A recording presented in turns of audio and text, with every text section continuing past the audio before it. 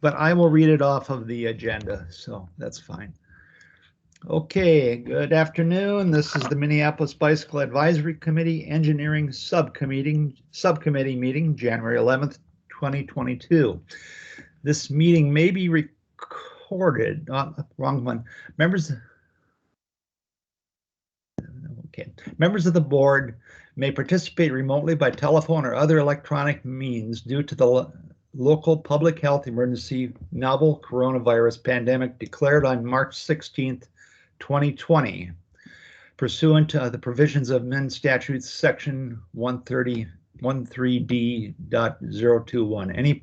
A portion of this meeting may be closed to the public pursuant to Minnesota Statutes Sections 13D.03 or 13D.05. Is that all I need to do there, Millicent? I think that's pretty good. Okay, all right. So we've got 3 items on the agenda, and I think we're going to have a item in the announcements that Aaron is going to walk us through. And we're going to start out with the Cedar Isles Park Master Plan concepts with Emma Bashuta from Minneapolis Parks and Recreation. Hi, Emma.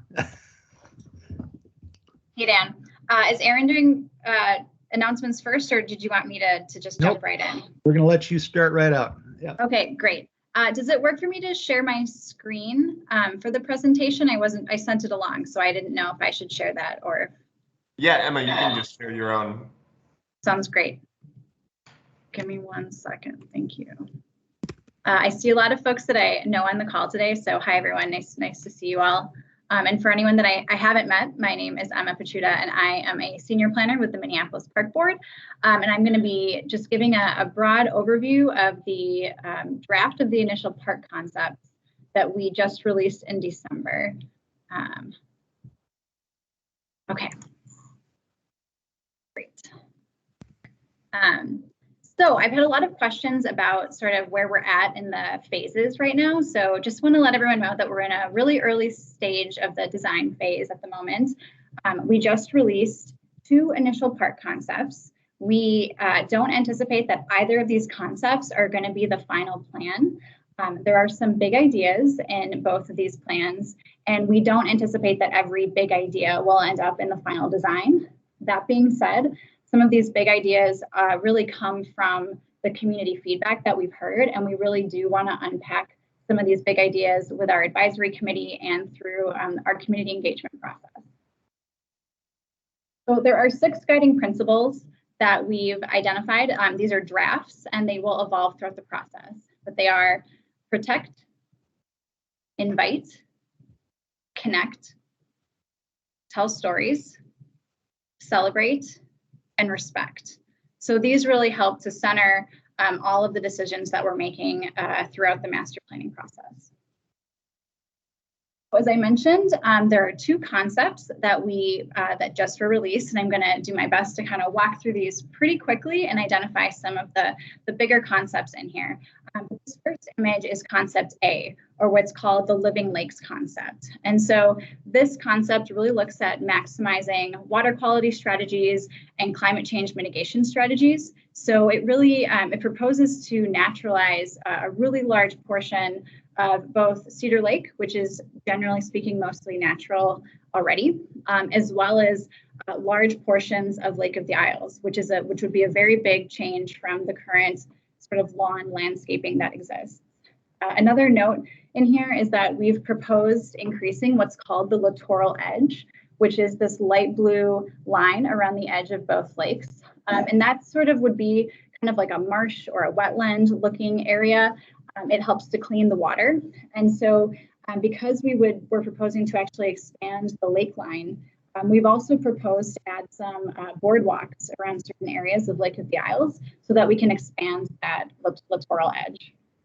Another element about this design is that, again, since we've restored most of Lake of the Isles, we've actually cut out areas and proposed more formalized gathering spaces around Lake of the Isles. So adding additional amenities like lake decks or picnic pavilions are ways that we've aimed to kind of formalize some of those spaces and really be intentional about where we're putting lawn areas. I'll just note that there are sort of three hubs that we've identified that have we've proposed kind of more than one amenity. So that includes East Cedar Beach on Cedar Lake, where we've proposed a sort of outdoor classroom space, a restroom, and a possible canoe rental location. Number 4 at Lake of the Isles, up by kind of the Kenwood Rec Center, where we've proposed an outdoor classroom as well as a picnic pavilion. And then where number 6 is, where that temporary ice skating rink is over the winter, we've proposed considering a permanent shelter there. So that could be a year-round building and could serve a purpose in the summer as well. And then these are just some precedent images, the type of infrastructure or gathering spaces we're thinking. You know, we're thinking about natural materials. Some of these design elements could be pretty impermanent. They don't have to be necessarily like heavy structures or anything. Looking at concept B, we are calling Unique Lake Experience. So this proposes something similar with the natural areas around Cedar Lake, but then on this one, it really looks at kind of preserving a lot of the pastoral environment around Lake of the Isles, with just a few little pockets of prairie restoration around some of the edges. Because there's a lot more organic space for gathering, we've proposed only 2 sort of activity areas or places for amenities. So again, that includes East Cedar Beach, where we've proposed really similar amenities as the last concept. And then this northwest corner of Lake of the Isles, we've actually proposed moving the warming house and having a permanent warming house at this location instead. And this would really would really connect to this new light rail stop that's coming, thinking about how are we bringing in visitors and welcoming them both to Cedar Lake, but then also Lake of the Isles from that location as well. And then just looking at the concepts in winter. So for concept A, we've really maintained the cross-country ski trails in both concepts. This one looks at keeping the ice skating rink in the same location. And again, there'd be potentially a permanent building or year-round amenity at that location. We've also proposed adding a skating loop at Lake of the Isles. And then for Cedar Lake, we are proposing consideration of an ice skating rink. And then also, along with that, some sort of 4-season hub or amenity to support the ice skating rink. Looking at concept B, I guess the big idea would be to possibly move again that permanent or that temporary ice skating or warming house, having it be in this northwest quadrant and actually moving the ice skating rink to this location. And then again, questioning whether there could still be some sort of 4-season hub at East Cedar Beach. Looking at circulation, so for concept A, for Cedar Lake, we've proposed formalizing a pedestrian connection from East Cedar Beach north towards the Cedar Lake Regional Trail. We've also heard a lot of feedback about folks wanting us to slow down traffic on the parkways, potentially redirect the traffic on the parkways, maybe close the parkways. So for Cedar Lake Parkway, we've actually proposed consideration of a one-way on the northern portion of that, thinking about how that could redirect a little bit of that traffic off the parkway. Looking at Lake of the Isles, we've proposed an on-street one-way painted bike lane.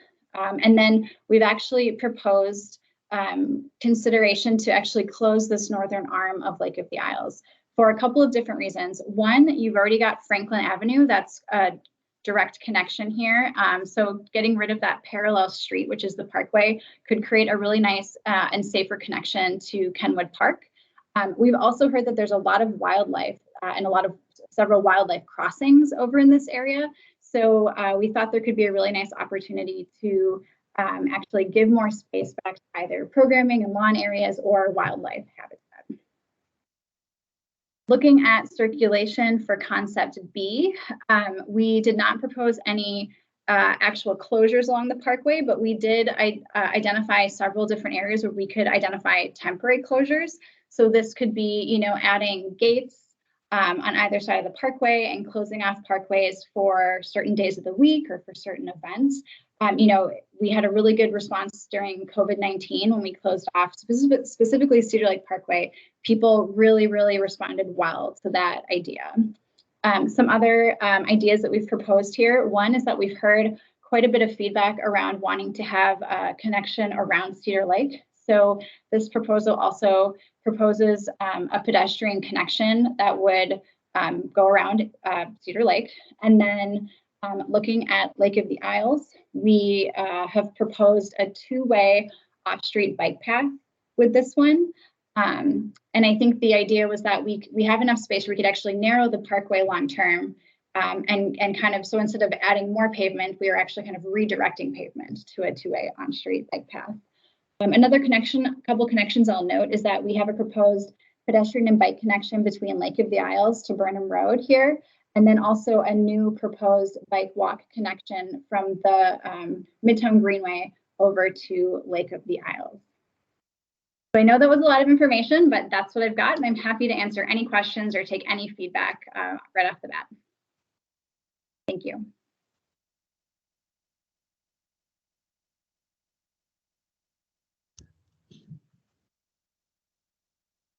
Okay, we've got Janice. Okay, I have a couple of questions. It was not so bikeways. So be clear. So you for concept B, you're saying was the bike lane going to be on? You said at one point on street, and then you said off street. So I'm not clear. So where would the bike lane be? And is there any suggested bike lane changes for concept A? That'd be my first questions. Yes, absolutely. So there is a bike lane proposed in concept A around Lake of the Isles. And then for concept B, we are proposing an off-street bikeway. So I guess both concepts. Which way? So are they both two-way? They're both one-way? I don't understand. Oh, so thank you for asking that question. So I probably should have prefaced this with currently Lake of the Isles has a one-way bike lane around the lakes. So right now you can get around Lake of the Isles in one direction. So both of these concepts propose having there be two-way bike circulation around Lake of the Isles. Concept A proposes adding a painted bike lane in the opposite direction of the off-street bike path. And then concept B proposes making that one-way bike path a two-way bike path instead. Okay, so A puts the counterflow in a painted lane, and B puts them both together off street. Okay. Yeah. And I guess, and the other question I had is, now there's currently there's a boat launch at 22nd on Lake of the Isles that I use frequently. Would that be there either in and or A or B? Would I still be able to put a boat in at the top of Lake of the Isles? Are you looking at, is it this area right here? No, 22nd Street, 22nd Street on the east. There are steps there. 22nd. I should have named all these streets. Okay, 22nd Street. So if you look at this, you see where the arrow is, the top east-west arrow, the top westward arrow on the right. All the way on the right. On the right. No, that's not the right. On the right. Yes, there. There's a boat. There's a place to put in a boat right now on Lake of the Isles. And I was just wondering what would happen to that under both concepts. You know, I think we aren't honing in as yet on some of those like water access points, but I would say looking at these different plans, if we kept the parkway as is, I would imagine we would also keep that boat launch. And then in the other proposed this one, I would imagine we would have to actually reroute or kind of find a different access point for boats in that location. Yeah, but do consider boat launches, because that's yeah. Absolutely, and you know, thank you for my design team might know about that location, but I actually personally didn't. So thanks for highlighting that.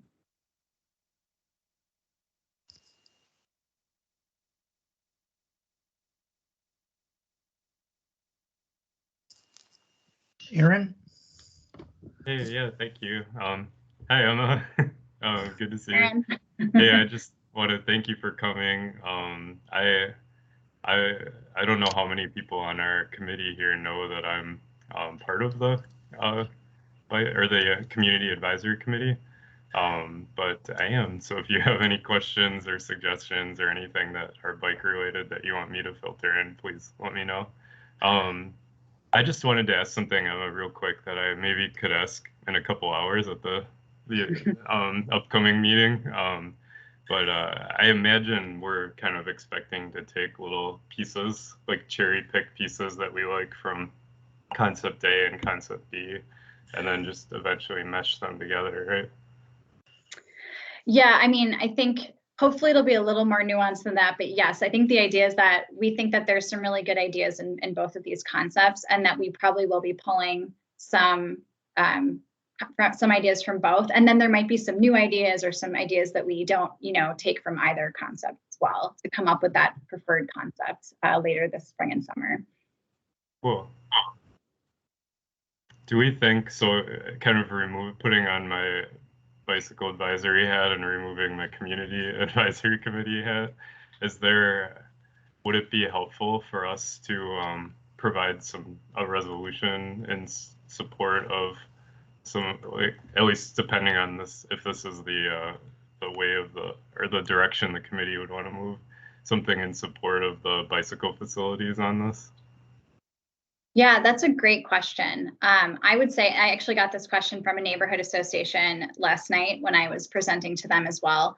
I would say at this stage in the project, if you chose to write a letter of support, those letters would be going to the advisory committee, because right now the advisory committee is going to really be that decision-making body.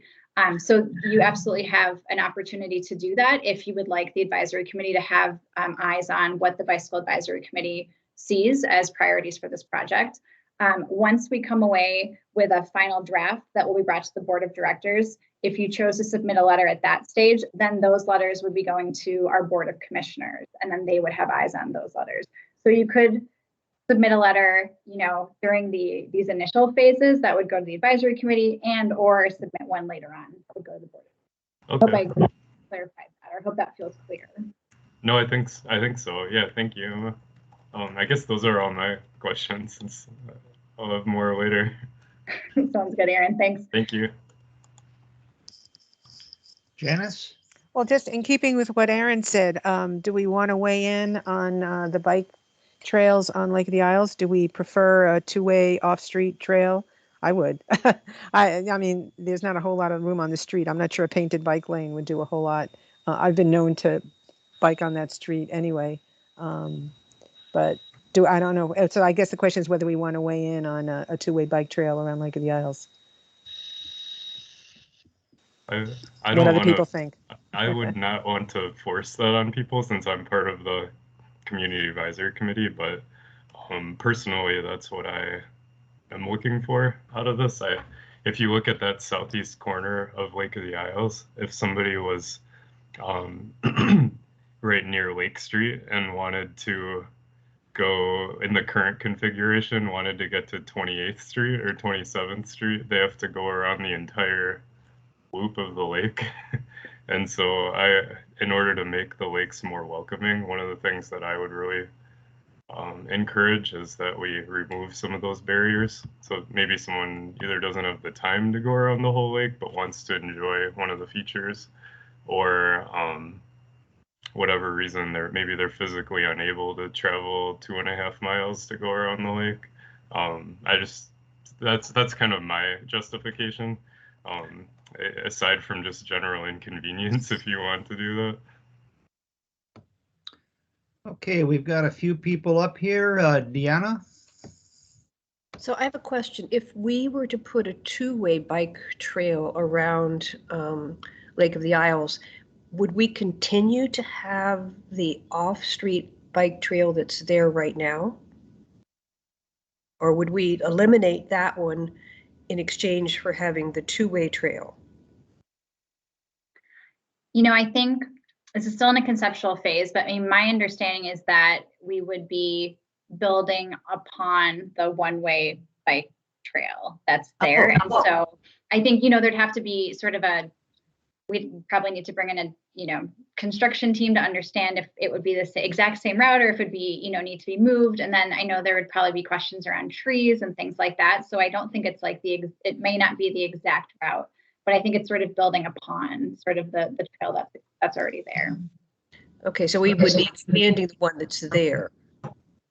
Okay, so we would be actually adding pavement to expand what's there so that we could go both ways. Okay. Correct. And I would actually say that our design team feels that there's enough additional width on the parkway that if folks wanted to move in this direction of adding a two-way bike trail, that we could, you know, long term narrow the parkway and then add additional width to the bike path. I'm not quite sure how that would actually play out in reality, though. Okay, thank you. Okay, Tyler?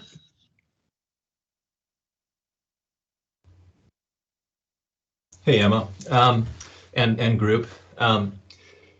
So maybe it might be beneficial to see kind of how we kind of balance paved surfaces and green space, and if there's a way that we can kind of weigh the differences, the pros and cons to that, and maybe there's a way to reduce vehicle traffic rather than just adding another couple miles of 12-foot wide bike trail on top of it, because it is a lot of impervious surface and a lot of loss of parkland.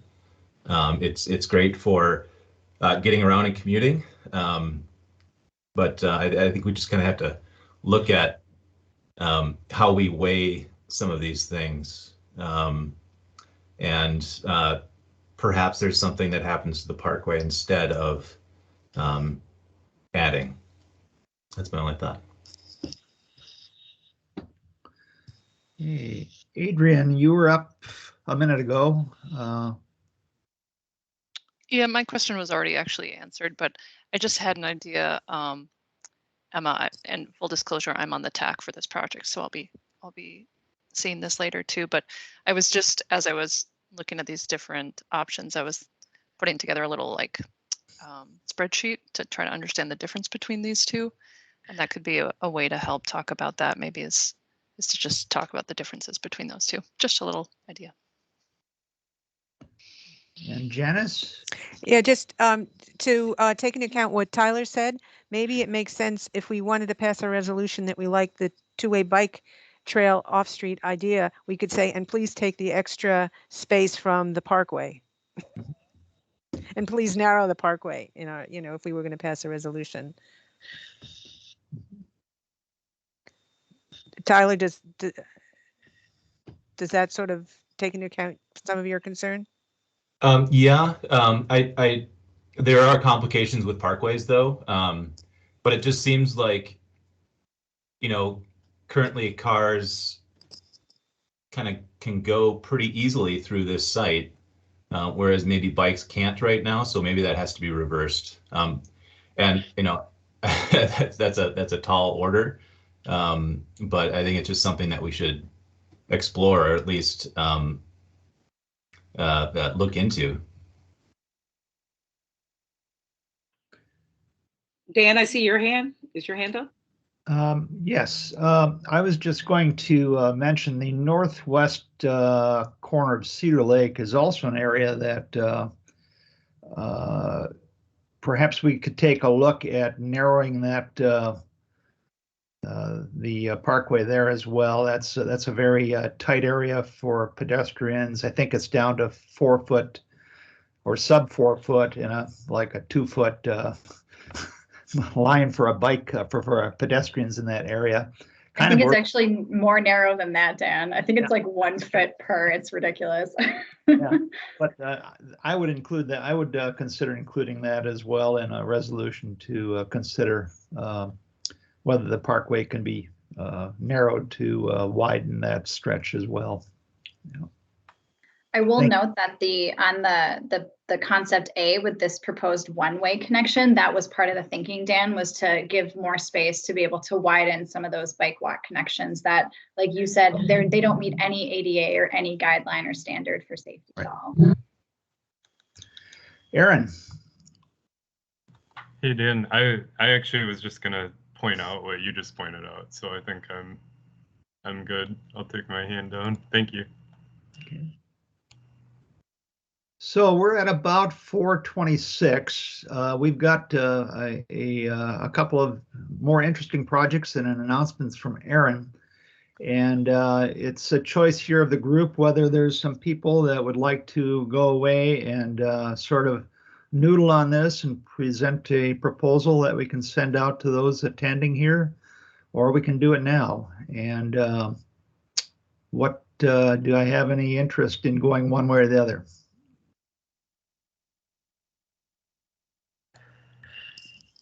If people are interested, I'd be happy to be one of the people that helps write something. Yeah, and this is Janice. I could too. Okay. Thanks, Janice. Aaron and Janice, why don't you team up and put something together, and we'll get it out to the group later. Emma, thank you. Okay. This is fantastic work, and we're really excited about it. Thank you for coming to meet with us. Yeah. Thanks for having me. Nice to see everyone. Bye.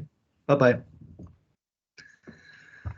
All right, we have up next the Hennepin Avenue reconstruction, 30% with Becca Hughes, Alan Klugman, Adam Hayo, Amy Barnsdorf, Joannette Kuba from Kimberly. Oh, there we go. Hi, everybody. Thanks for coming. Hi, good afternoon. Thanks for having us. Are we okay to go ahead and share our screen? And we thought we'd just start with a quick presentation, then we're happy to address any questions that you have. Okay. Great. Thank you, Jonette. I'll just mention too that on our project website, if you haven't visited yet, we have all of the information, including the recommended cross sections. We have the full layout for the corridor. We have an FAQ, and then we have sort of a summary of the different design elements that are incorporated in the recommended layout. There's also, this is sort of a condensed version that we're giving you tonight, but there's a full version of the presentation as well on the public website as well. And then just to mention quickly, we've got an upcoming open house on Thursday of this week. We've been doing a ton of engagement in the last 2 weeks. So this is the 5th time we're giving this presentation. So we'll make it snappy. Hopefully we worked out the kinks with the first 4 that we did last week. But thanks again for having us here this afternoon. So in terms of agenda, these are the 3 elements that we are looking to cover this evening. First, we'll start with an overview, but we'll get into recommended design and technical support. We'll talk about the project schedule and what we're intending in terms of layout approval. And then we'll conclude with addressing any questions that any of you have on the project. So this is a recap. It's been many months since we visited with you to talk about this project. As you know, this is a reconstruction project. We first came to the BAC way back in 2018 when we were submitting an application for regional solicitation. So we were awarded. It was a successful application. We have about $7.5 million in federal funds that we will be able to allocate towards the project to help offset local costs. Really since 2020 and early 2020, we've been engaging with the public. We've been working through different design scenarios. But just to remind you, on the project it extends from Douglas Avenue on the north to Lake Street on the south. It's a 1.3-mile segment. You're probably aware too that, as we've mentioned earlier in our presentations, there are many stakeholders for this corridor that are along specifically the corridor, but also in the area surrounding. We have 2 special service districts, both the Lowry Hill and the Uptown Special Service District. We've got the Uptown Association and then 3 neighborhood groups as well. And then, of course, Hennepin Avenue is also the dividing line, or bisects 2 council wards, so Ward 7 and Ward 10. So Ward 10 on the east, Ward 7 on the west. So we've had a lot of different stakeholder engagement events throughout the last couple of years, as well as our open house meetings. And I know that you are all very familiar with all these policy plans, so I certainly won't go into the details, but these are the 7 that really guide the work that we do and really are the foundation for the redesign of the corridor. I think you're also very aware that when we go through reconstruction projects, policy plans are the foundation, and then we couple that with our technical analysis as well as the public feedback related aspects. So all of that sort of comes together into a design, and we try and refine the design to be responsive to what we're hearing, as well as that technical analysis.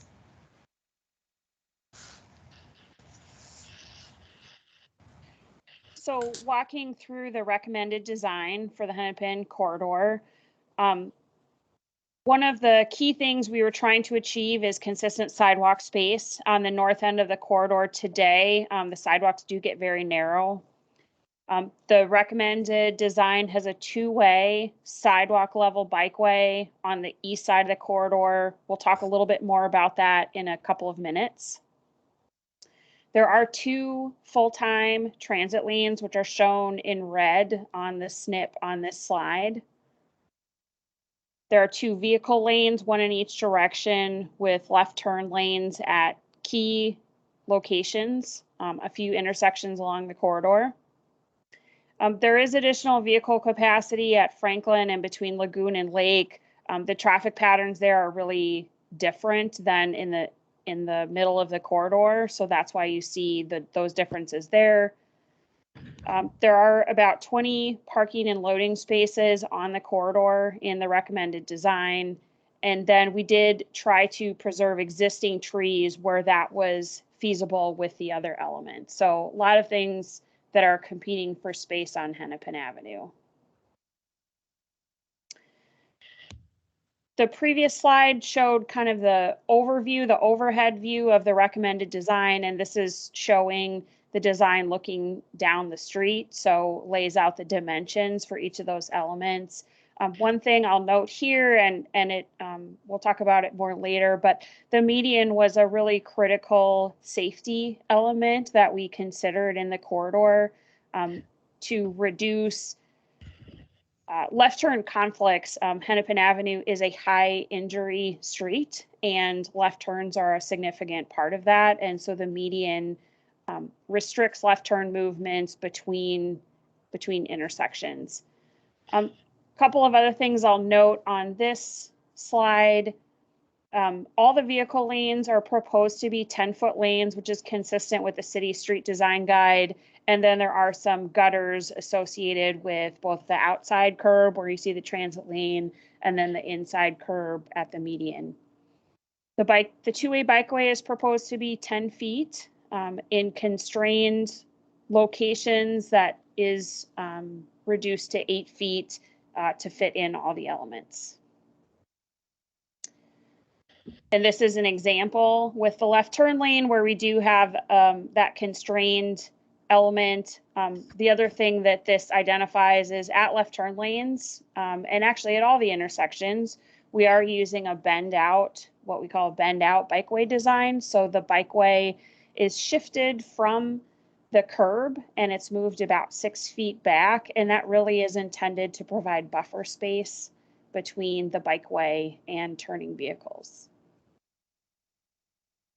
And then finally, we do have BRT stations in this corridor. So this section shows how the BRT stations fit with the bike facility and the sidewalk. There are some particular design elements that we use to manage pedestrian traffic into and out of the station areas and to minimize conflicts with the bikeway, which we can talk a little bit more about as well. Thanks, Jeanette. So you covered a lot of this just in the last couple of slides, but just to dive a bit deeper into pedestrian design specifically, in terms of the existing conditions and context, as Jeanette mentioned, of course, this is on the city's high injury network where we have peds and bicycles that are overrepresented in our injury crashes. We have narrow sidewalks in some blocks, especially in the northern portion of the corridor. And then, of course, with the new transportation action plan, it's on the pedestrian priority network. So there were a lot of different competing interests, right? That we were a lot of issues with the existing roadway because of the fact that it's 65 years old. It was designed a long time ago. There were a lot of things that we needed to address as we looked at the redesign of this corridor. And so, as Jeanette also mentioned, in terms of the overall recommended design, we are reducing the overall cross-section on Hennepin Avenue. It's currently 60 feet curb to curb, essentially 30 feet on either side of the center line. We will be reducing that anywhere by, depending upon the location, from 6 to 10 feet, 10 feet on most portions of the long block, 6 feet on occasion as you approach intersections or BRT stations or transit stops. There are 2 locations along the corridor specifically where we have included enhanced pedestrian crossings, and these will include signals, and those are specifically at Fremont Avenue and 25th and a half Street. Those are locations on the northern portion of the corridor where we have very, very long blocks, and those crossings are occurring anyway, and so we wanted to make those safer. We also have a median or a refuge in those locations where people can stop if they're able to, if needed, depending upon when they start crossing the street and the overall signalization. We do have curb extensions that are integrated on the cross streets, but not on the Hennepin Avenue corridor, because we do have those curbside transit lanes and buses running on the curb. Again, the median is incorporated for almost the entire length. It does vary somewhat in width as well, depending upon where you are on the corridor. We were able to work with different properties along the corridor to either close or consolidate various driveways. I think you probably are very aware that on many of the sites that have parking lots or larger parking facilities, there are multiple accesses just from one singular parking lot, and we wanted to eradicate that with this and just improve the overall pedestrian environment and reduce the amount of overall conflicts. But the typical section is essentially 8-foot sidewalks from Lake to Franklin. We do have some constrained locations similar to the bike facilities that Jonette mentioned, and then we will have 6-foot sidewalks north of Franklin Avenue. Quickly, in terms of bicycle design, you know that there's currently no facility on the corridor. It is also in the city's high injury network, as I mentioned. It is also on the city's all ages and abilities network, or the AAA bicycle network, as part of the Transportation Action Plan. As noted, there will be a sidewalk level 2-way protected facility on the east side of Hennepin Avenue. It is typically 10 feet wide, but again, will be 8 feet at constrained locations. And the design that we are integrating for this project does account for future protected bikeways on cross or intersecting streets like 26th and 28th. I do think it's important, and you may recall or you may not recall that when we were going through different design scenarios for this corridor, we did look at facilities off the corridor. We did evaluate those. We also looked at hybrid options for how we could put a portion of a bike facility on the Hennepin Avenue corridor and then divert it specifically to the east of the corridor, but that did not meet our city policies and goals. So that is why we were advancing this design. There's just a lot of trade-offs, even when you're looking at, basically moving the facility off of Hennepin, you're impacting other corridors as well, whether it's parking or other factors. And I think you also know that where we started on this project was that we intended to have bicycle facilities that would have been separated, right? So not having a combined facility on the east side, but having the directional on both the east and west side of the corridor. And as we began to add elements into the cross section, it simply did not fit. It was not something that we were able to accommodate. And I can tell you that every single foot on this corridor, and it feels like almost inch, has mattered as we've looked at the redesign. And whether that's trying to save a tree, trying to maintain certain widths for different elements, it's been a bit of gymnastics to get the layout to where it is. And then finally, with transit design, we've been asked a lot of questions about, how have the transit lanes performed, the dynamic lanes that are out in the Hennepin Avenue corridor. First piloted in 2018, but then fully implemented in 2019. As you know, we've got bi-directional and PM peak. And really what we've seen is very effective data. So Metro Transit did a poll for us. They have an AVL system. They get a lot of different data from their transit vehicles, and we were able to see reductions in overall transit travel times from 15 to 18%.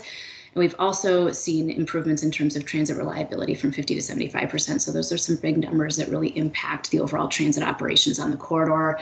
We do expect that with integration of the E-line that we'll see ridership grow anywhere from 25 to 35%. The E-line is something that we've been coordinating with Metro Transit on throughout this entire process. Again, connecting Edina with St. Paul. There's the stop on the Green Line. So it's a 13-mile corridor, and this is one segment. We have seen, though, based on some of the data analysis that we've done, that transit riders do actually have a destination on or near the Hennepin Avenue corridor. So they're not just passing through, they're looking to stop at the businesses, they're looking to shop, go out to eat, other things. So transit riders are utilizing the corridor and taking advantage of all of the different benefits. And then also Hennepin Avenue, of course, is on the Transit Priority Network as part of our new Transportation Action Plan.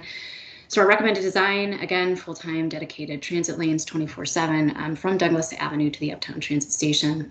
There will be 3 BRT stations, so utilizing the existing Uptown Transit Station and then moving north to 25th and then also at Franklin.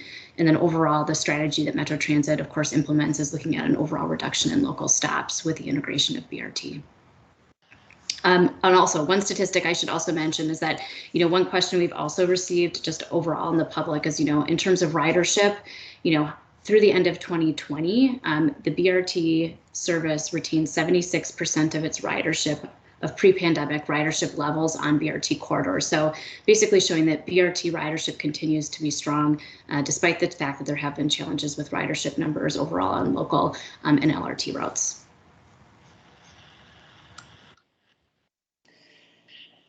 So I'll touch briefly on the vehicle design for the corridor. One of the key things that we are trying to address with the project, there are today 2 vehicle lanes in each direction and no left turn lanes. The corridor does not operate very well today. There's a lot of lane changing and there's a lot of mid-block left turns, which we see reflected in Hennepin being a high injury street. And left turns are restricted at many of the signals today. So what we wanted to do was really better organize the space for different users and uses. So for vehicles, there is 1 through lane in each direction. Transit has its own lane, so you don't have people trying to change lanes to move around a bus. There are left turns at key intersections. And so we also don't have people trying to change lanes to avoid a left turn vehicle in the through lane. The median, as we talked about, improves safety by reducing those left turn conflicts, particularly with the bikeway. That was just a critical element to eliminate those conflicts of vehicles that are turning left and not looking at the conflicts on the sidewalk or the bikeway. And then, as mentioned, there is additional capacity because of the existing bottlenecks at Franklin and Lake, so the design is slightly different on the 2 ends of the corridor. And then here, just want to acknowledge some of the things that are still to be designed in the future design phases. So the layout identifies potential spaces for green space, but what those look like in terms of trees, turf, and plantings is yet to be determined. Stormwater and sustainable stormwater green infrastructure is another key piece that will be developed in the detailed design. We do anticipate raised pedestrian and bicycle crossings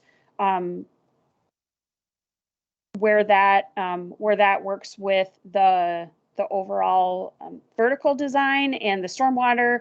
We do anticipate that would be incorporated at all of the unsignalized intersections. And then additional design on the intersection radii and geometry on the cross streets. As Becca mentioned, there are already curb extensions on most of the cross streets, but some of the specific details of that will be further refined in final design. And then construction staging hasn't been determined yet. In terms of the schedule, we're here in January of 2022. As Becca mentioned, this project has been going on for a couple of years already and has had a few different rounds of public engagement where we shared options and have been narrowing down to the recommended design. The Public Works does intend to bring forward a layout for council approval in Q1 of 2022, so likely in the February-March timeframe. And then final engineering would continue through 2022 and into 2023. We anticipate construction would start in 2024. So with that, I think we will open it up to questions.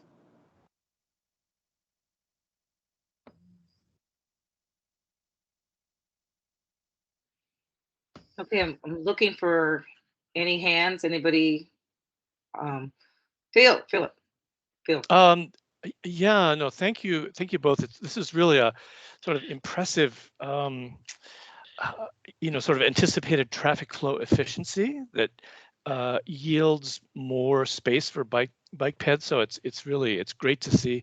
One of my issues, and I know it's been a huge issue for council member staff and you all is the complaint about parking, since you're removing parking, a fair bit of parking, stopping, loading, unloading along Hennepin. So you did a good job of existing, proposed, anticipating dynamic parking on side streets, but it seems very important. I think we included this in our original, last time you were here in our resolution. You know, we included a recommendation that there be pricing of parking that's right off of Hennepin's, and pricing so that people who are driving, need to drive, doing loading, unloading, know that the pricing is such that there will be parking spots available. I mean, my experience the few times that I get over to Hennepin Avenue in a car is that I can always find parking, but with this change and knowing that you'll continue to get sort of pushback, it seems important in this important corridor to do sort of a parking pricing analysis, and it could be very simple with meters, could be more complex, but lots of evidence that it gives that assurance to those people who need parking and want to know where it is. So it would be parking pricing and just good signage. Again, I can see it in your layout as you hatched it out, and so that was great. But that would be my recommendation, and feel like we probably do need another resolution on this, but we could look at what we sent you before. Great. Maybe I'll just hop in here, and if you want us to address that in more detail, we didn't include some of the more specific information that we have relative to the parking strategies that we're looking at. But you are correct that one of the things that we will need to do is look at metering those spaces and putting in designated zones, whether it's for short-term parking or loading.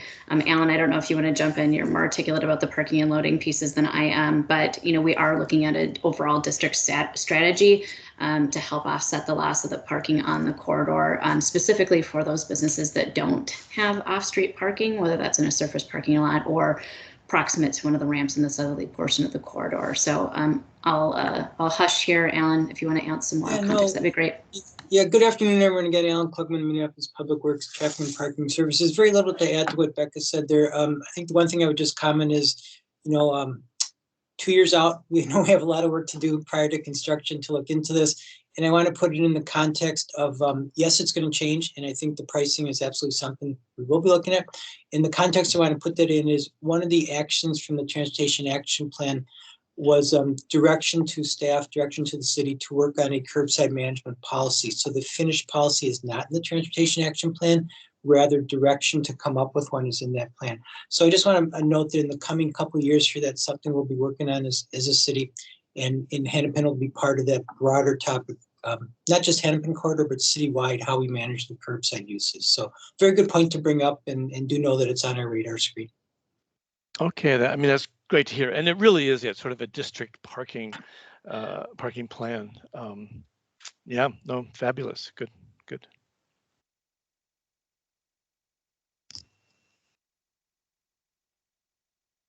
Janice? Just a quick question, and actually thank you for including the bike lane. I hope it stays in the project. I know there's a lot of pressure about that. My question is, isn't the bike lane downtown on the west side? So I guess what would be the plans for the bike lane transition? Isn't it on the west side downtown? Am I correct? I'm thinking, yeah. When we were downtown, we took a field trip. Wasn't it on the west side of the street? Can't hear you, Matthew. Matthew, you're muted. Thank you. Downtown is with traffic on either side. So both sides. Oh, yeah, that's true. Yeah.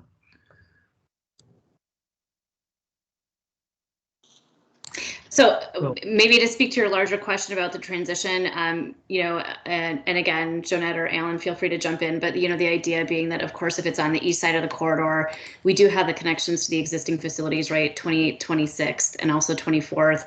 We're talking with the park board about a connection to the Midtown Greenway as well, which would be on the west side. So we would have to do a transition to the east side.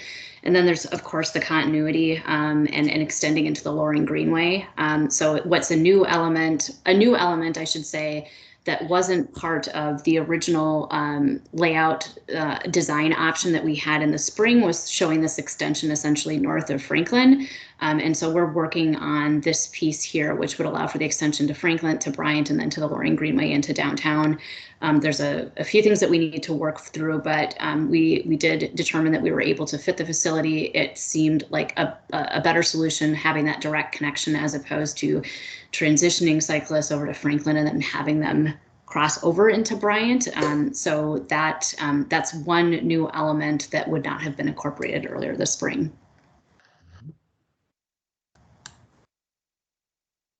Adrian? Yeah, thanks. Hi. I was just curious. I'm assuming that pavement and colors and all that are still being worked out, but I was just curious if, you know, the work that you all did downtown Hennepin. I think one thing that I was seeing down there since that's been installed is that, you know, pedestrians walking in the bikeway. Wondering if that's something that would be addressed here, maybe a different color on the bikeway or something like that.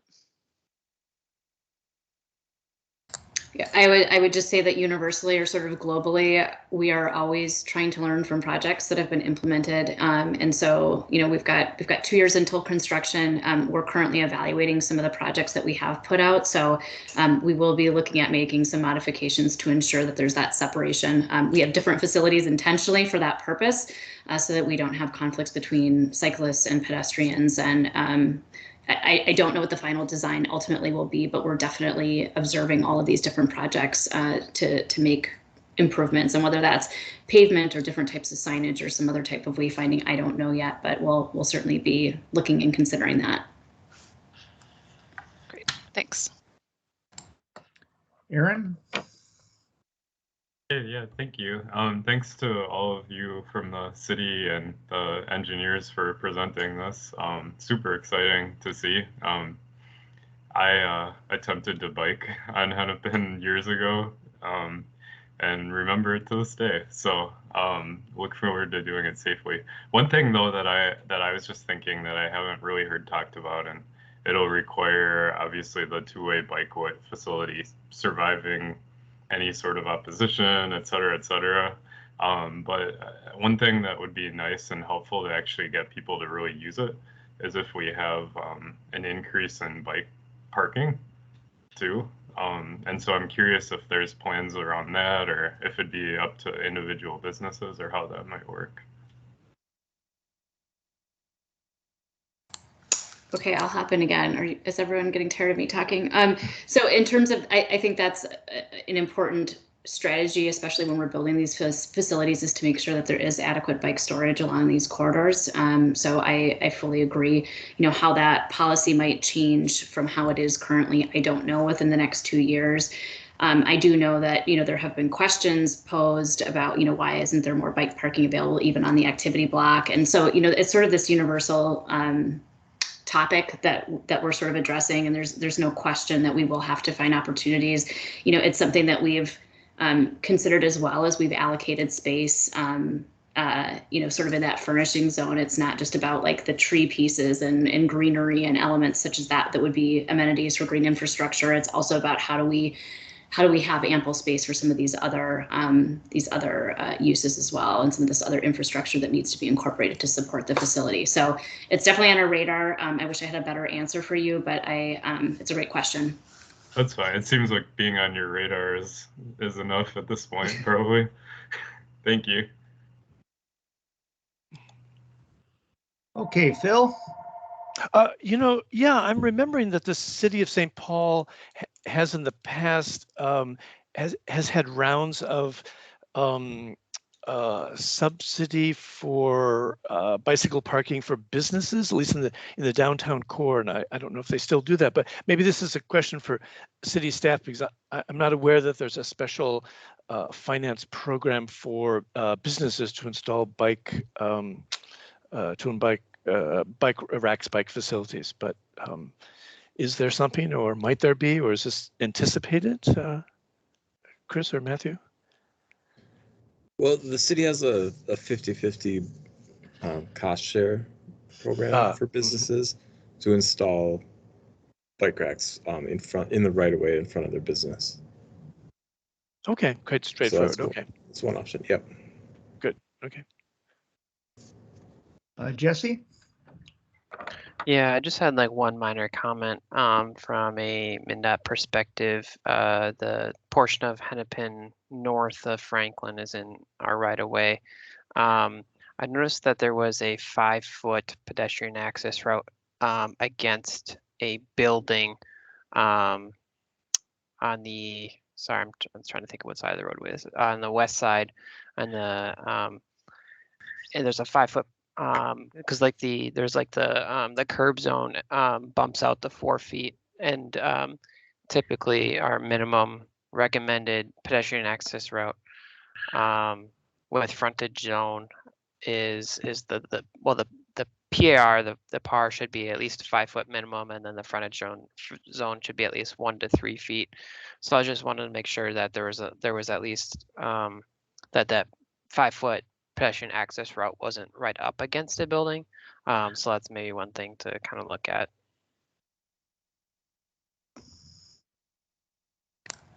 Yeah, and I can maybe respond to that. So part of what you're seeing in that corner is trying to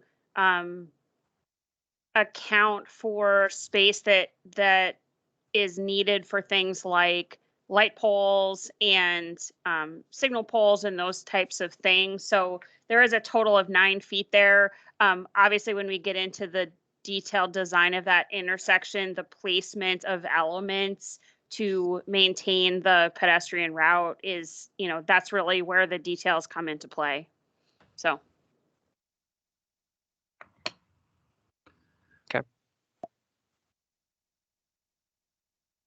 Yeah, I've got a few questions. This is Dan Miller. And first of all, I just want to compliment you on the design layout that you gave us.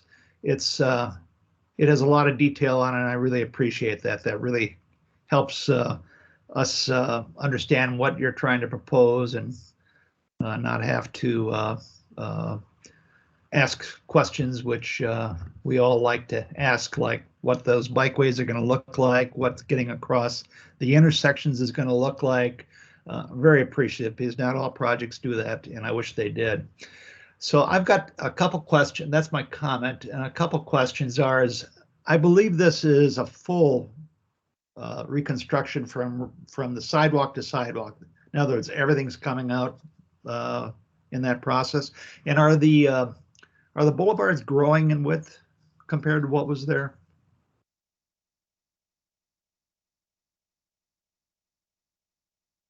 It really varies quite a lot in different locations.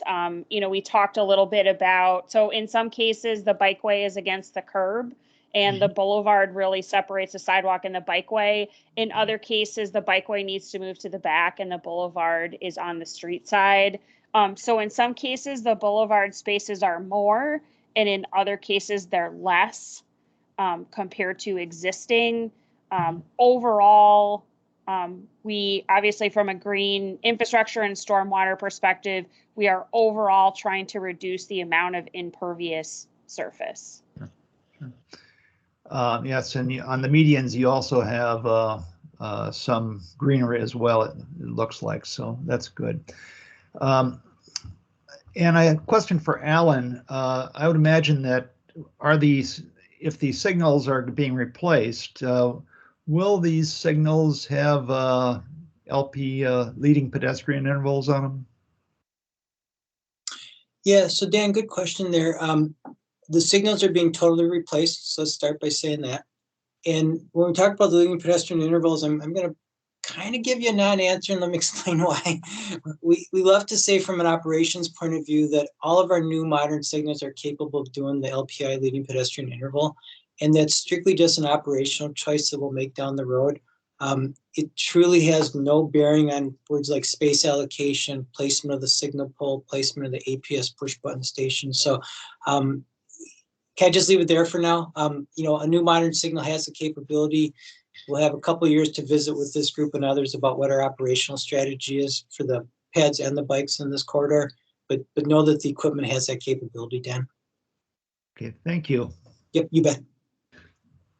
And Dan, can I just address the one question that you had? You had mentioned that the medians, we're kind of showing them like a green brown, and that's intentional. And I just want to be really clear about this. I've seen some renderings that weren't produced by the city that have them filled with like beautiful flowers and plants. And I think, one thing that has just been, which is a huge challenge for the city, right, is any sort of maintenance. And it's something that we are hoping for. We are hoping that in some scenarios, especially in the areas where we have the greatest amount of width, that we can have some type of plantings in there.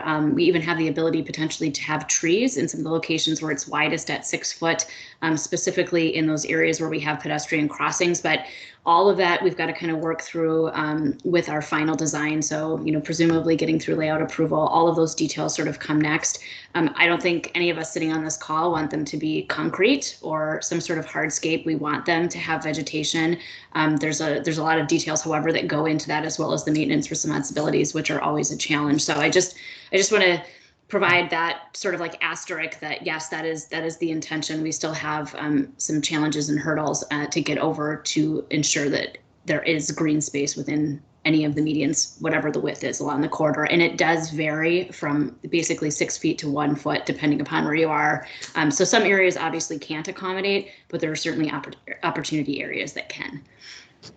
I had one more question for you, and that was when the bikeway is next to the transit lane, it seems that we've got, and I'm just looking at the right now at the street layout and the illustration there. It's the base plan on your other on the presentation, but you've got an 11-foot, a 12-foot transit, a 10-foot bikeway all together. What happens with all the snow there? Is there a plan to remove snow from this thing? Because I mean, that's a huge area to kind of clear off, 11, 12, 10 feet. And where's it all going to go? Has there been any thinking about that? I can maybe start on that one. So snow clearing and both responsibilities and operations is always something we have to look at with a street reconstruction. And when a bikeway is introduced, that does add another layer to it. So snow storage is certainly something we are looking at. The one thing or two things I would maybe just note. One is Metro Transit does typically remove snow from the BRT platforms. So they are responsible for clearing the platforms, and they do typically remove the snow because most of the BRT stations don't have space to store snow. And then the other piece that comes into play here is the special service districts. Actually, one of the services that they provide today is snow clearing. So the businesses along the corridor do pay for snow clearing. And I believe at times they may remove it when there isn't, when there's really a buildup. So we are continuing to talk to the special service districts about what they might do going forward, what sort of, how that service that they're currently paying for might factor in. Okay, thank you.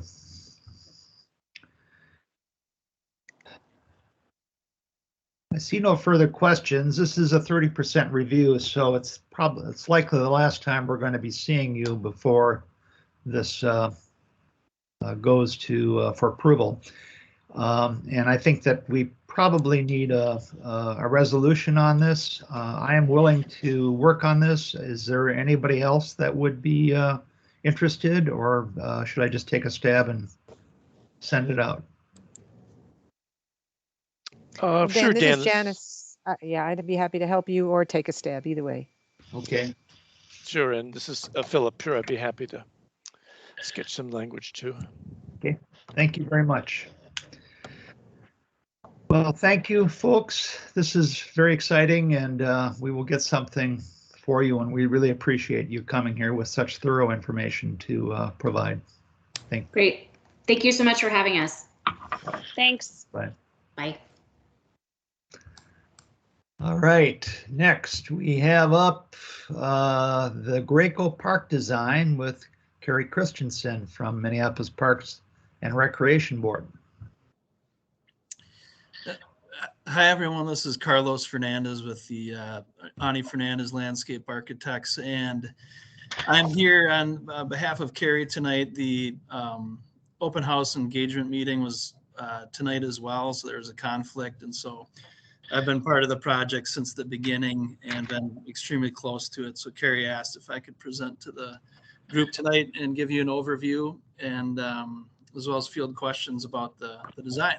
So I think with that, I'm just going to share my screen and dive into the materials that I have here today.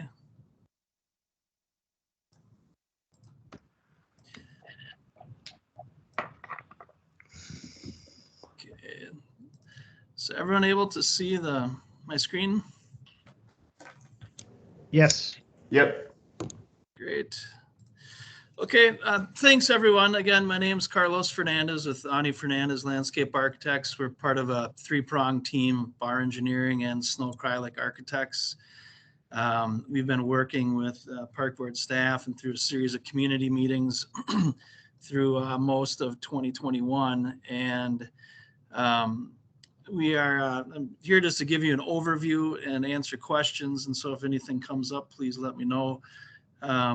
We've been looking at the property from a variety of different perspectives, its historic context and how it's transitioned over time from pre-settlement through kind of its industrial development and the site of the Scher Brothers Lumber company, and up to the point in 2010 when the MPRB acquired the property, to the 2012 work and the River First initiative that really looked at reestablishing Halls Island as a key piece of habitat in the river corridor and flyway.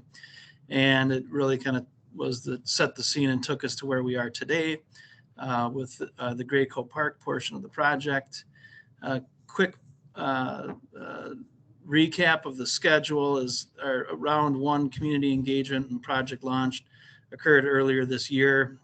Background and work on the project starting in March and then taking us into June and July outreach.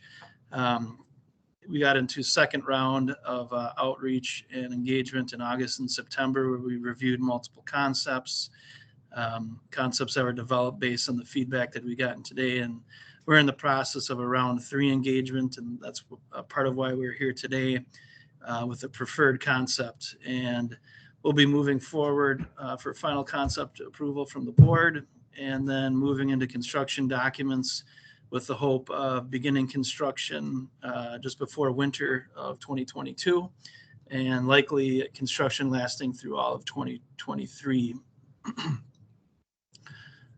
Just a quick overview for those of you that might not be familiar with the project. Halls Island was established and built in 2017, and the proximity of the Graco Park parcel is located right here, just north or upstream of Boom Island Park. And it's kind of context within other parks within the system.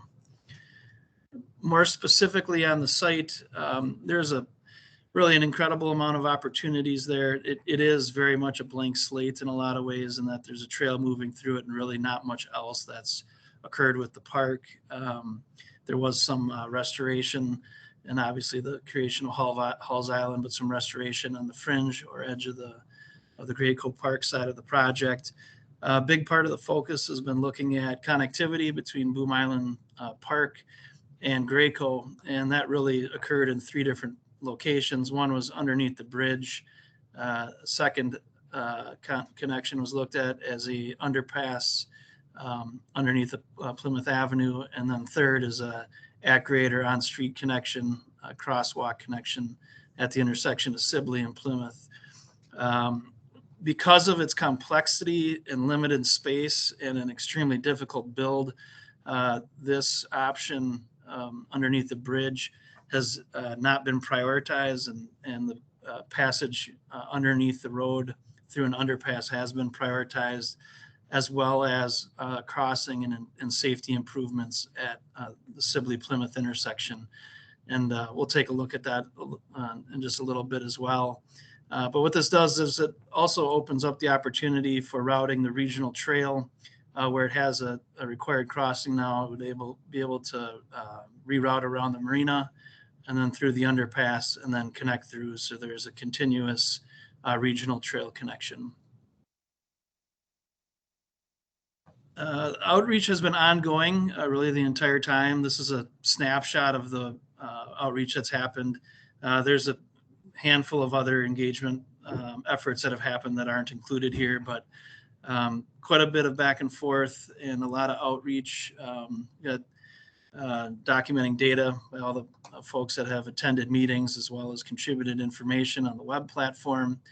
And what we've found is some real interesting feedback, and this represents in regards to the park or the site, the round 1 feedback and then the round 2 feedback. And so round 2 came after the 3 options were created.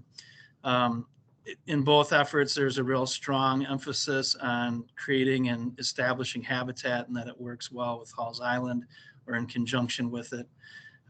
As we got into round 2, the theme that really became overly commented on was the trail underpass and the necessity or the importance of having this kind of all ages, all ability, ease of crossing underneath the Plymouth 8th at that location. And so in combination with the nature and habitat and bringing trees and shade and plantings, there was kind of an equal commentary in round 2 about no island access as well as having island access, or in other words, pedestrian bridge to Halls Island. We're at the point now with kind of evaluating the intent of Halls Island and establishing it as habitat. One of the first and highest uses that can happen here is limiting people's presence on the island. And so that Halls Island currently does not have a pedestrian bridge accessing it in the project. In regards to the building that would happen on the site, really a lot of emphasis on indoor-outdoor flow, multi-purpose space, restrooms, obviously a big one, places for performance, kind of smaller in size, minimal or no parking, a strong interest in rental, especially with watercraft, and potential for food vendors to be in the park as well. These are examples of the 3 concepts that were generated after the round 1 feedback and the subject of the round 2 comments that were received. And the one that really seemed to gain traction was this concept 3, which has a stronger habitat and restoration of native plant community base to the design. As we showed earlier in the slides, there's been an effort to look at the history of the site and its kind of historical context. And the site poses some interesting narratives that we're continuing to explore, but its location as kind of the recipient of a natural resource product with the wood, its regional connection to forested areas north of here, and some of the industrial activity that took place on site all paint a really interesting narrative, especially when we're looking at this as reestablishing habitat. And so there's a narrative of kind of getting back to this sense of nature, and in some ways what allowed the site to operate in its industrial capacity. In regards to habitat, we've been working with some zoologists and really a whole variety of people that are we're not only involved with the engineering and planning for Halls Island, but also the installation and maintenance over the last 4 years. So we really have the people that are the experts as well as hands-on knowledge of what's happening on Halls Island. And we've, as a team, identified really 3 main systems that have the greatest opportunity for habitat creation. And it's the in blue river system, and 2 in the green is a canopy system. that really supports the flyway. And then in yellow is this prairie meadow system. Because of the size of the site and its location, it's a lot of edge condition, and so these habitat types propose the greatest opportunities for wildlife to thrive. Each one of these was broken down into the key species of wildlife that would occur in each one of them, mussels and kind of aquatic improvements that could happen in the water, turtles, different types of fish, birds, and snakes. And so really a composite of wildlife that could be supported here. And part of the interesting thing that has come out of this is that the importance and the role of structure in habitat and supporting predator-prey relationships, and also other wildlife that's currently in the corridor already through its role as a flyway, as well as otters that we know are specifically in the stretch of river. That there's some real interesting things from a structured standpoint, whether it's pollinator houses, bat houses, emergent deadwood for turtles for sunning, canopy structures for nesting, other prairie structures for pollinator habitat and other functions that they carry, opportunities for a large birds of prey built structure. And so a nesting platform was identified as on Howells Island. It could be a great opportunity. You mentioned the otters that use a shoreline condition for where they build their dens, and this idea that there's other material and the natural resource that's on and deposited on site, which also has a human component to it, where people begin to interact and do things with things like driftwood and deadwood that floats down. And so there's all of these are being looked at and would be implemented with the project. The concept itself then is organized, I'd say, on sort of 5 key strategies or design principles. And the first being these 2 promenades that create a connection from Sibley and the intersection of Plymouth and Sibley in through the park to Howells Island and to the river. And so we've got Howells Island Promenade and the River Alley at 14. What that does is it gives us some and develops spaces within the park, whether you're entering at the improved intersection or along the new regional trail connection through the underpass. That regional trail then would proceed through the site on this alignment.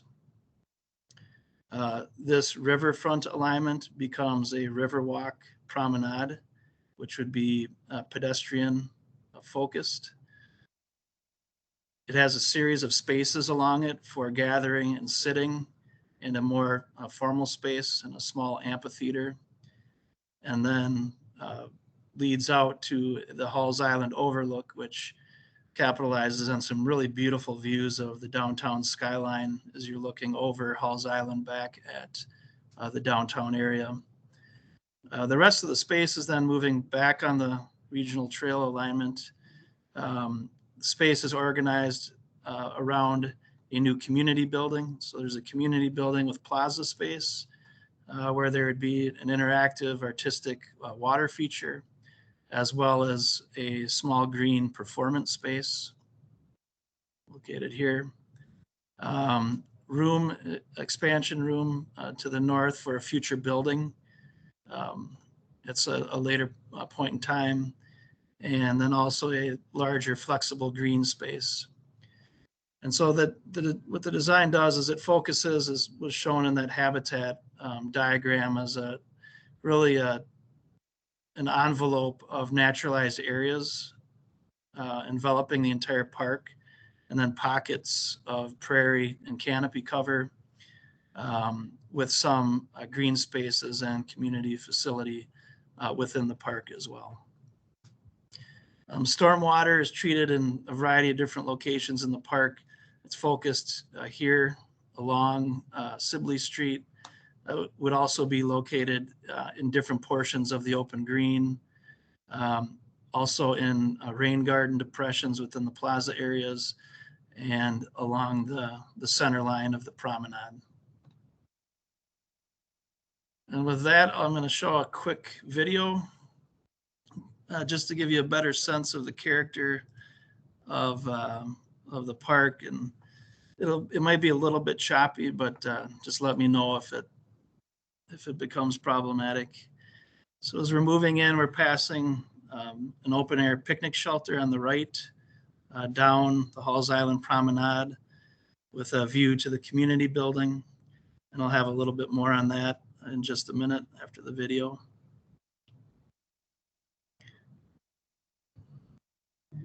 As we continue down the promenade, on the left-hand side of the promenade is the watercraft rental building. And the pathway changes to in-grade boardwalk.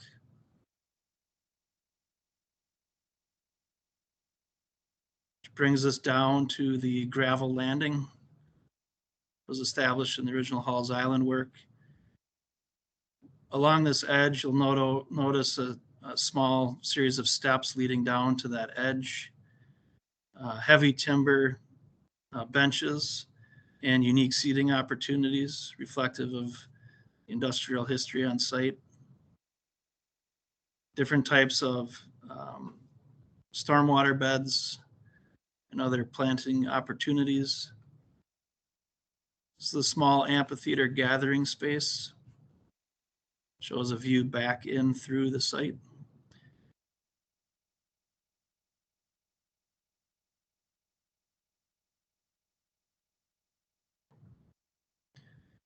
We're now moving up onto the Halls Island overlook. There'd be information here that speaks to the habitat and the creation of Halls Island, as well as Graco Park and how this environment is currently working.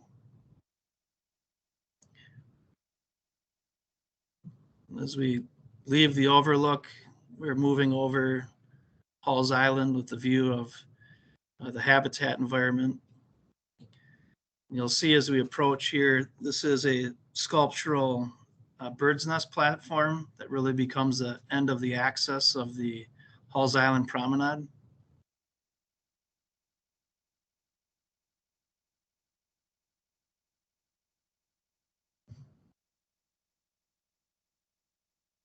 And as we swing over, we're over Boom Island Park and the marina, and we'll be able to see here the reroute of the regional trail through the underpass connection. The underpass was designed with maximizing connectivity and comfort.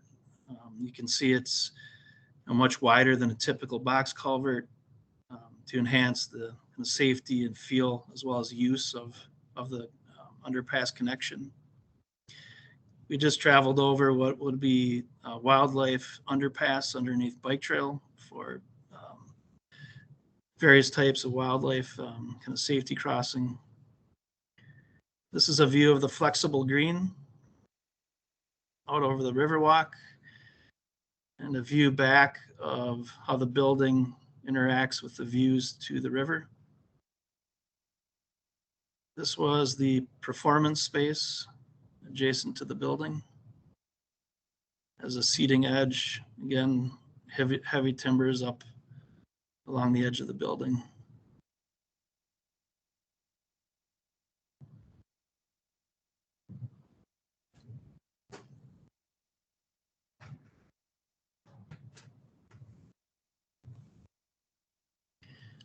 As we circle back, we'll move back down in to the plaza space adjacent to the community building. These are the rain garden cells with artistic wave benches. There is a artistic water feature as well that's designed for children's play as well as gathering. So it's not simply a fountain for viewing, it's an interactive water piece. And as we zoom out, you'll get a bit of a bird's eye view of the proposed Graco Park.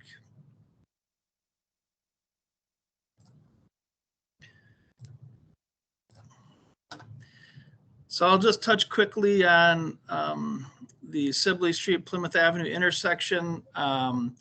The consultant is being brought on board. I don't know if they have been fully secured yet or not, but it is part of our project that this intersection will be improved for safer crossing, as well as better access to the regional trail and into the park. And so this is kind of multi-pronged, but better on-street bike lane connectivity into the park and the trail, as well as improved safety crossing. Things are being talked about as bump outs and really a whole variety of other ways that this intersection can be improved. And so that is part of this project. And so from a trail and bike standpoint, there's kind of two main components to this design, which is one here, improvements at Sibley and Plymouth intersection, and then also the trail underpass. And there'll be opportunities as the consultant comes on board to continue working with park board staff on input and feedback for the design of the intersection. I won't spend too much time with it, but from a standpoint of resilience, you'll remember the low steps at the edge and how grade transitions is really a way to manage flood impacts. Everything below this area has floods more periodically, and so once we get over 8055, there's a 10% chance every year that this area may see water. You'll notice the regional trail is outside of the 100-year floodplain, and then this being the flood platform, which is the 100-year flood elevation plus 4 feet. All of the higher investment or larger investment buildings all occur on top of the floodplain. There'll be a diverse selection of plant material, and then all of the pathways within the park are drivable. The intention of the promenade is that it also serves, you'd notice in the fly-through that's very wide. The intention is that this has food truck vendor space, and so on the weekends and potentially during weeknights, vendors will be allowed to come in and park, provide food, and they have a drivable, easy way to get in and out, as well as safety for patrol and maintenance vehicles throughout the park. Not everything is currently planned for phase 1 construction, and so the items shown in orange are not included in phase 1, which would be the 2 picnic shelters. There's a future building, would be at a later point in date. The Halls Island overlook, the large bird of prey sculptural platform nest, and then the watercraft rental facility building are not included in this current phase of work. And for the building concept, I'll do the best I can to represent Snow Krylik's work, but really a lot of great ideas and thoughts and attention and sensitivity to what we've heard thus far, and creating what I think is really a spectacular building. This idea of the outdoor-indoor integration, a carbon neutral, energy efficient building, this idea of this a mitten and not a glove, and that it's very flexible for different types of uses over time, and so it has an organic quality in its use. The building is organized really as kind of 2 ends, with a multi-purpose room that could really handle anything from classes to craft works to dance and performance. It also has this outdoor space, which is partially covered, which could also be programmed. There's a creation space that's planned for the other end of the non-river end of the building, which provides IT and other opportunities. The building then is organized by common space, which really becomes a through space as well, from the plaza to the performance area. That commons has tables, a reception area for park board staff, a larger meeting room, and then restrooms served on both sides of the building. Other spaces are really for storage and maintenance purposes. Snow Krylik looked at the types of buildings on site and became really interested in the structures of wood that were stacked and dried on site. This is a diagram kind of capturing the main principles of the design. The photovoltaic array, you'll notice the building was oriented for straight south aspect to maximize that opportunity, a high performance envelope, carbon neutral structure, materials, stormwater treatment on the exterior, and the potential for geothermal. This is a view from closer to the intersection of Sibley and Plymouth. Looking back, the open air picnic shelter on the left, the community center on the right. It's a view of the water fountain splash area as well as the building entry. A view from on the river side of the building. The interior kind of multi-purpose space, which is also looking out at the river. Some of the different types of activities that have been discussed to date. And then I'll just wrap it up quick with kind of where we are in the schedule, where we are moving forward to board approval, and we're really in the middle of a series of the kind of the third round of engagement process. We've met a few times at the PAC as well as TAC, and tonight, concurrent to this meeting, is the public open house that's happening right now. And then we're looking at final board approval in February, at which point in time DD and CD would take us into construction starting in most likely late fall, winter of 2022 through 23. So there's a lot there. Sorry to talk so much, but it's a large project. I can answer any questions or kind of go back on the design or any other aspects of the project if people have questions right now.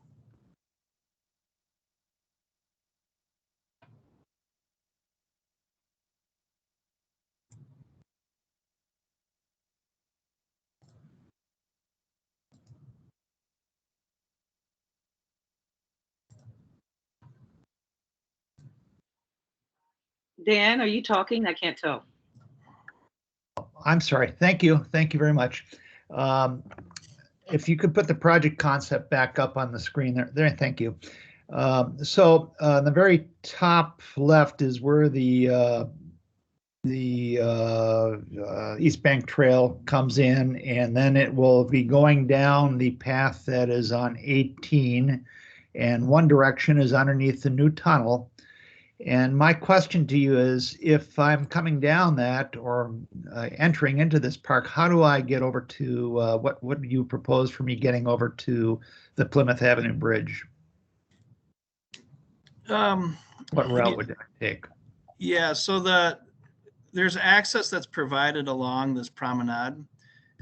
Part of what we're still looking for input on is what that wider paved space would be, or how it might work best.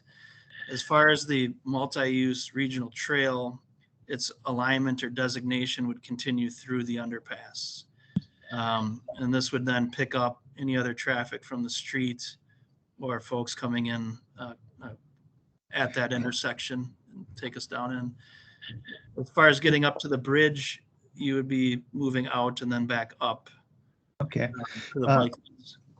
Thank you. It's an important crossing, and I think it will continue to be well past when this project gets completed here and connecting to the south side of Plymouth. People will still be going over the Plymouth Avenue Bridge as a more direct way to get to downtown. A problem with the southern side of this is once you enter south of Plymouth, you really don't know where the heck to go. There are no trail stripings.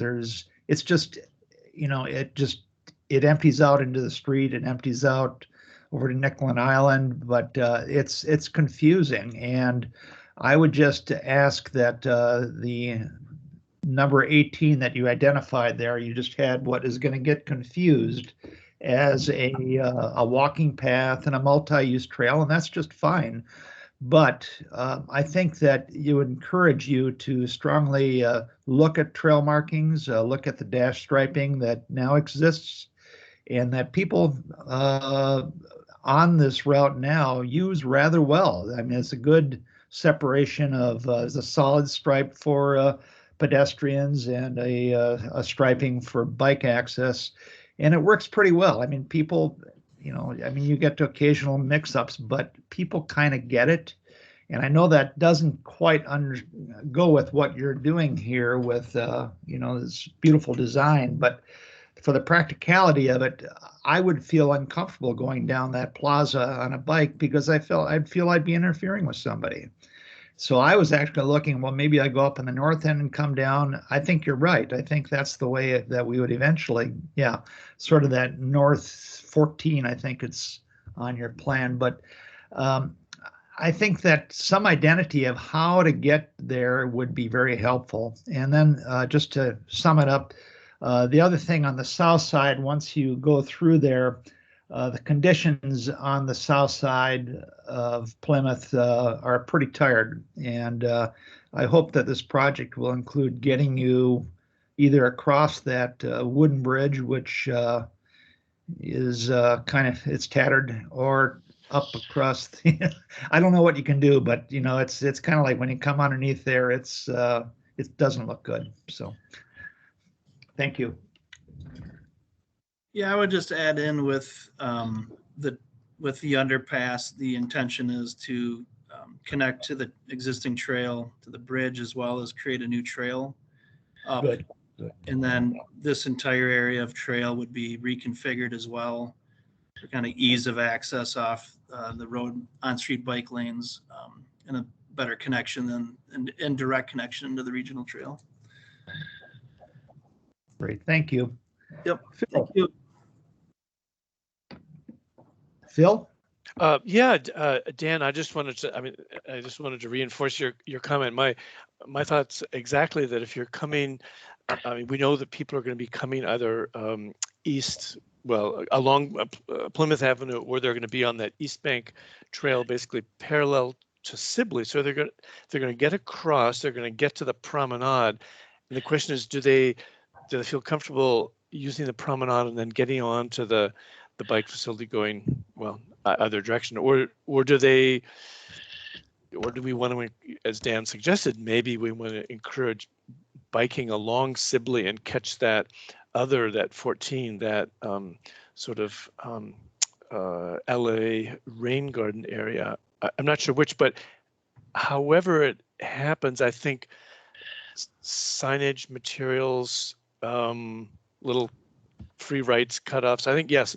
I think this is a key issue. Just thinking about having biked in different directions. I love everything about this design, but I think this is one element that will be a little confusing, because I think people getting to Plymouth and Sibley may not go along that south side of Plymouth new connection to the underpass, delightful as it will be. They'll just jump across Plymouth. And just to make sure that I'm understanding it clear, that we're talking about this may be more of an intuitive connection to bring people off if you're heading to Plymouth and Sibley here up towards Sibley and then to the intersection. It might be, yeah. For people who are just used to this being a throughway, because of course there's nothing there but just stubble, people who are just cruising through. Yeah, maybe they're going to want to get that Sibley. This is Matthew. If I may, I disagree with that. I think people will very much use the most direct path. I would say I would guess 8 or 9 people out of 10 would use that first angle. Even if we did something on Sibley to make that connection, it's just I think that's almost a given that there's gonna be a lot of people coming from Plymouth and using, either one, but I just feel like that kind of if you're making a choice of where to go, that looks like a pretty direct path regardless of what the pavement says. That's just it's the most beautiful. I think it's totally fine to have different opinions on that. I just that's the one thing that I've really seen in this design is that's a bike path. Okay. Whether we want it to be or not, in my opinion. Then I think just signage, so people don't feel like I don't want to get involved in this. I'll go along Sibley, and then where do I end up? Yeah, let's make them feel comfortable doing the promenade. Okay. We've talked about this kind of back and forth quite a few times, and I mean, I think I would tend to agree that the excitement of this long procession and the view of Halls Island and the river is going to be enticing. To a certain degree, we've just by space and scale, we've built in the capacity to treat this in different ways, if that makes sense, where we can use different types of paving or striping to indicate that how different types of trail users or bikers or pets should be using the space. There's a lot going on all in one area, from the community building and plazas to the trails and walkways, but the width of the promenade really works in our favor to be flexible as we move forward to start to address these issues more specifically. The other component of it as well is that the underpass was widened not just only for kind of safety and comfort, but allows us to do some separation through the underpass itself as well. And so all of those are being looked at.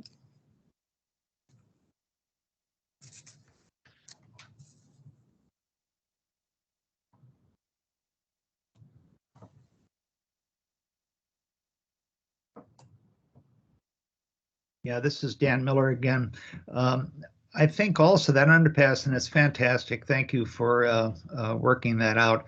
I think that will also be a preferred route for people that do park in that parking lot that is down there. If you make it inviting enough so they don't have to cross the road up there, it feels like it might be a more direct route and much more pleasant than crossing the road.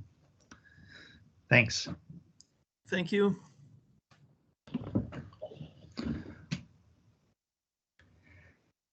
Okay, I don't see any more questions. I think, Phil, you have your hand up still from the last question. And do we want to do a resolution on this of support and maybe some comments? I think that's a good idea. Okay. Would anybody be interested in working on this? I'd be interested in doing it, but can also always use some help. Okay, I'll take a stab at it and we'll go from there.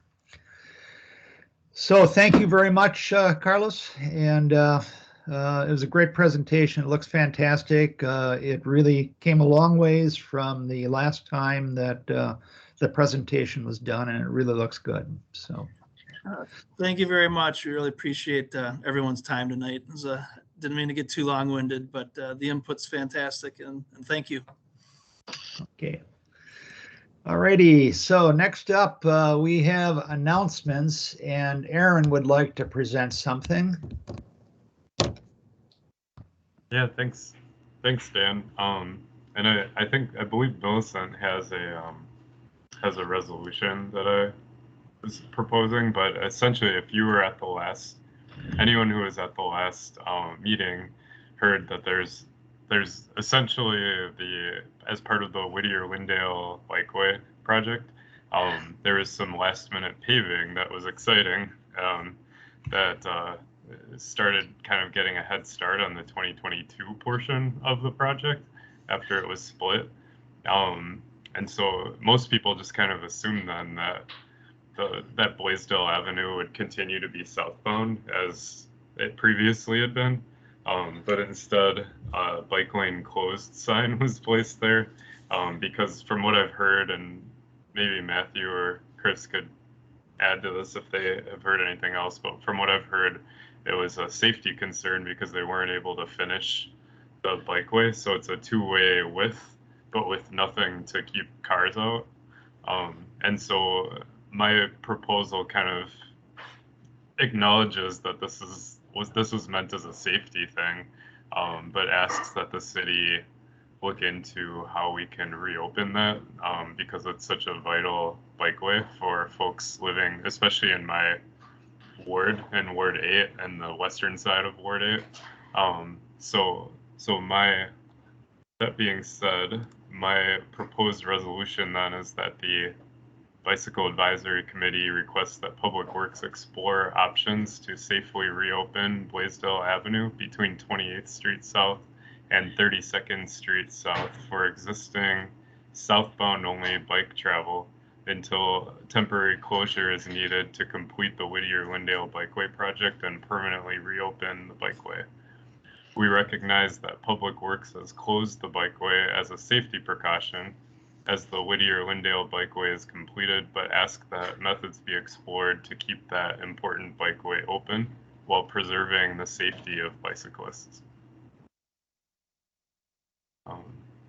And I guess since we don't actually move these resolutions in this committee, I'm not exactly sure what the next step is here. Well, the next step would just be that we have it, so we'll have it on the agenda for the full committee in a week and a half or whatever it is. Okay. Yeah, and if anyone has any any suggested changes or anything to it, please let me know. Because yeah, I definitely just want to acknowledge that the city is trying to keep us safe, but also people need that route to ride. So. Thank you, everyone. For some reason, my light is very bright on me, so sorry about that. But that's it. Thanks, Dan, and thanks, Matthew and Chris. Yeah, I'll note. I think this is a good resolution. I appreciate you bringing it. We'll keep looking into it for sure. Cool. Thank you so much.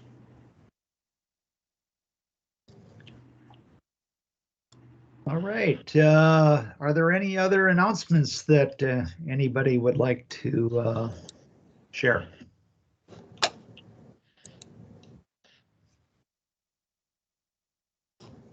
Okay, going once, going twice, going thrice. It's an interesting meeting tonight. I think that we had an opportunity to